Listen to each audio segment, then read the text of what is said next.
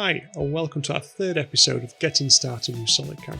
In this episode, we're going to add some additional toolpaths to see how we can keep creating toolpaths upon one another within inside SolidCAM, as well as simulating those and eventually creating a tool sheet to see what job has been done and what we've set the tooling to be, and this then can be passed to the operator.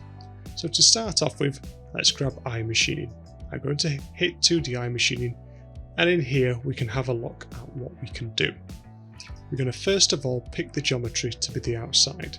With iMachining, it automatically detects this for us, and then we can also go and select the tool we want to use. Since we've previously had 3 tools in here, I may want to use tool number 2.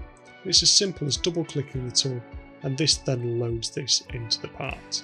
We can see the outside has been pre-selected, and I could ask the software to finish the wall at the same time as roughing as well.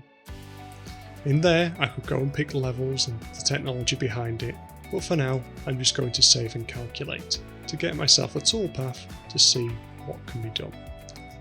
As we can see, the toolpath has gone round the outside, giving me exactly what I need. From here I have a step, and I need to machine this as well. This is really simple to do inside SolidCAM because I can just go and use a save and copy function. This takes all the information from the previous toolpath and then creates a new one for me, allowing me to go and change something subtly, like saying picking the top face, but by still keeping the tool and all the technology that may be there. You can see there, once I've picked face 1, it's gone and picked and recognised everything we need, and again applied that second toolpath exactly where we need it to be. And I could keep going and adding toolpaths at my leisure for what I need. If for whatever reason you needed to rearrange toolpaths, this can be done by simply dragging and dropping. And you can see that forces a recalculation of the toolpaths to be done.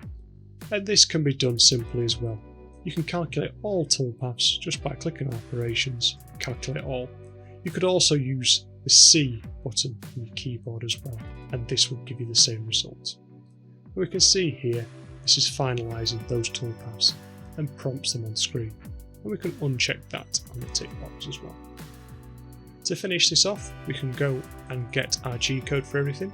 In this case, I'll use our training post processor again, and you can see here, this will give us the G-code for the face milling and the other 2 operations as well. We can also tie that into a tool sheet, which can be given to the operator as well, and this helps stop any ambiguity and how this is being made.